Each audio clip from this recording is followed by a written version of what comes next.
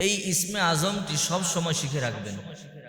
যখন তাৎক্ষণিক কোনো কিছু প্রয়োজন হবে, হঠাৎ বিপদের মধ্যে পড়ে যাবেন, এই ইসমে আজম পড়বেন, সাথে সাথে ফলাফল পাবেন। আল্লাহ পাক রব্বুল আলামিন সাথে সাথে বিপদ থেকে মুক্ত করে দিবে। যখনই কোনো কিছুর প্রয়োজন হবে ইসমে আজমটি পাঠ করবেন, আল্লাহ পাক রব্বুল আলামিন তাৎক্ষণিকভাবে ব্যবস্থা করে দিবেন। বিশেষ করে মহিলা মা বোনেরা এই ইসমে আজমটি শিখে রাখবেন।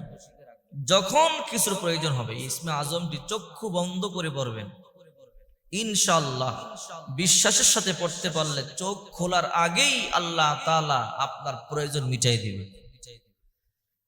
সুনানে আবু দাউদ শরীফের কিতাবুস সালাত অধ্যায়ের মধ্যে হাদিসটি এসেছে, হাদিস নাম্বার 1493, হাদিস নাম্বার 1493, 1493 নাম্বার হাদিস। আব্দুল্লাহ ইবনে বুরাইদা তানাবিহি আন্না রাসূলুল্লাহ সাল্লাল্লাহু আলাইহি ওয়াসাল্লাম সামি'a রাজুলান ইয়াকুলু আল্লাহুম্মা ইন্নী আসআলুকা আন্নী আশহাদু আন্নাকা আনতাল্লাহু লা ইলাহা ইল্লা আনতা আহাদুস সামাদু আল্লাযী লাম ইয়ালিদ ইউলাদ ওয়া লাম ইয়াকুল লাহু কুফুয়ান আহাদ। হযরত আব্দুল্লাহ ইবনে বুরাইদা বলেন তার দাদা থেকে, আব্দুল্লাহ ইবনে বুরাইদা রাদিয়াল্লাহু তাআলা আনহু তার বাবা থেকে বর্ণনা করেন, বিশ্বনবী মুহাম্মদ সাল্লাল্লাহু আলাইহি ওয়াসাল্লাম এক ব্যক্তিকে এই দোয়া পড়তে শুনলেন, অর্থাৎ এই ব্যক্তি মুনাজাতের মধ্যে এই দোয়া করতেছে, আল্লাহুম্মা ইন্নী আসআলুকা আন্নী আশহাদু আন্নাকা আনতাল্লাহু লা ইলাহা ইল্লা আনতা আহাদুস সামাদু আল্লাযী লাম ইয়ালিদ ওয়া লাম ইউলাদ ওয়া লাম ইয়াকুল লাহু কুফুয়ান আহাদ। হযরত আব্দুল্লাহ ইবনে বুরাইদা রাদিয়াল্লাহু তাআলা আনহু তার পিতা থেকে বর্ণনা করেন, তিনি বলেন রাসূল করিম সাল্লাল্লাহু আলাইহি ওয়াসাল্লাম এক ব্যক্তিকে মুনাজাতের মধ্যে এই দোয়া পড়তে শুনলেন, আল্লাহুম্মা ইন্নী আসআলুকা আন্নী আশহাদু আন্নাকা আনতাল্লাহু লা ইলাহা ইল্লা আনতা আহাদুস সামাদু আল্লাযী লাম ইয়ালিদ ওয়া লাম ইউলাদ ওয়া লাম ইয়াকুল লাহু কুফুয়ান আহাদ। আল্লাহর হাবিব শোনার পরে তাকে ডাকলেন, এদিকে আসো। ওই সাহাবী বিশ্বনবী মুহাম্মদ সাল্লাল্লাহু আলাইহি ওয়াসাল্লামের কাছে গেল। আল্লাহর হাবিব বললেন, সাহাবী মুনাজাতের মধ্যে তুমি কি বললা? বলো গো নবী, আমি তেমন কিছু বলিনি। আল্লাহর হাবিব বললেন, বলো, তোমার টেনশন নেই, কি বলছো বলো। ওই সাহাবী বলে, আল্লাহর হাবিব আমি মুনাজাতের মধ্যে বলেছি, আল্লাহুম্মা ইন্নী আসআলুকা আন্নী আশহাদু আন্নাকা আনতাল্লাহু লা ইলাহা ইল্লা আনতা আহাদুস সামাদু আল্লাযী লাম ইয়ালিদ ওয়া লাম ইউলাদ ওয়া লাম ইয়াকুল লাহু কুফুয়ান আহাদ। আল্লাহর হাবিব বললেন, ও সাহাবী তুমি তো জানো না এটা হলো ইসমে আজম। এই ইসমে আজম পড়ে আল্লাহর কাছে যা চাইবা আল্লাহ তাআলা তোমাকে তাই দিয়ে দিবে। এই ইসমে আজম মুনাজাতের মধ্যে পড়বেন। এই ইসমে আজম পড়ে আপনি আল্লাহর কাছে যেটা চাবেন আল্লাহ আপনাকে সেটাই দিবে। ইসমে আজমের পাওয়ার কেমন জানেন? সূরা নমলের 38, 39, 40 নম্বর আয়াত দেখেন, ইসমে আজমের কেমন পাওয়ার। হযরত সুলাইমান নবী যখন রানী বিলকিস এবং তার দলবল আত্মসমর্পণ করার জন্য সুলাইমান পয়গম্বরের কাছে রওনা করলেন, রানী বিলকিস জানতে পারলেন এই নবীর সাথে যুদ্ধ করে পারবো না, তাই মুসলমান হওয়ার জন্য রানী বিলকিস তার দলবল নিয়ে রওনা করছে। সুলাইমান পয়গম্বরের কাছে যাবে, আত্মসমর্পণ করবে, কালিমা পড়বে, মুসলমান হবে। এই সংবাদ সুলাইমান পয়গম্বর পাইলেন। পাওয়ার পরে রানী বিলকিস রওনা করে দিয়েছে। সুলাইমান পয়গম্বর বলল, ক্বালা ইয়া আইয়ুহাল মালাউ আইয়ুকুম ইয়াতিনি বিআরশিহা ক্বাবলা আন ইয়াতুনি মুসলিমিন। হে আমার পরিষদ বর্গ, রানী বিলকিস রওনা করেছে, আমার কাছে আসতেছে, রাস্তার মধ্যে আছে, আত্মসমর্পণ করবার জন্য আসতেছে। হে আমার পরিষদ বর্গ, তোমরা কে পারবা রানী বিলকিসের সিংহাসনটা আমার কাছে তার আসার আগেই নিয়ে আসতে? রানী বিলকিস আসার আগেই তার সিংহাসনটা কে পারবা আমার কাছে নিয়ে আসতে? ক্বালা ইফরিতুম মিনাল জিন্নি আনা আতীকা বিহি ক্বাবলা আন তাকুমা মিন মাকামিক। জিনদের মধ্য থেকে একজন নাম তার ইফরিত। ইফরিত বলে, সুলাইমান আমি আনতে পারবো। কই কতটুকু সময় লাগবে? কই আপনি বসা থেকে দাঁড়াইতে দেরি হবে, আমি সিংহাসন এনে দিতে দেরি করব না। কত দ্রুত যে আপনি বসা থেকে দাঁড়াইতে দেরি হবে, সিংহাসনটা নিয়ে আসতে দেরি করব না। সুলাইমান পয়গম্বর বললেন, না তো বেশি দেরি, আরো দ্রুত আনতে হবে। মানুষের মধ্যে একজন দাঁড়ায় বলল, ক্বালাল্লাযী ইনদাহু ইলমুম মিনাল কিতাবি আনা আতিকা বিহি ক্বাবলা আন ইয়ারতাদ্দা ইলাইকা তারফুক। ওগো সুলাইমান পয়গম্বর, আমি আনতে পারবো।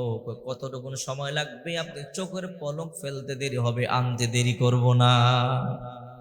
সুলাইমান নবী চোখ বন্ধ করে ঘুরে দেখে সিংহাসন হাজির। সুলাইমান পয়গম্বর বলে, রে মানব জাতি, এত শক্তি কোথায় পাইলা, এত ক্ষমতা কোথায় পাইলা, এত দ্রুত সিংহাসনটা কেমনে আল্লাহ? তখন ওই ব্যক্তি বলে, ও সুলাইমান নবী, এটা ইসমে আজমের পাওয়ার, আমি ইসমে আজম পারি।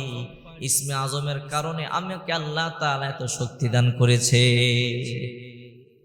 ইসমে আজমের এত পাওয়ার। ইসমে আজম পরে পরে যদি আপনি ওই পর্যন্ত পৌঁছতে পারেন, কামেলে মোকাম্মাল হতে পারে। ইসমে আজম মাটি হাতের মধ্যে নিয়ে পড়লে মাটি সোনা হয়ে যায়। সুবহানাল্লাহ।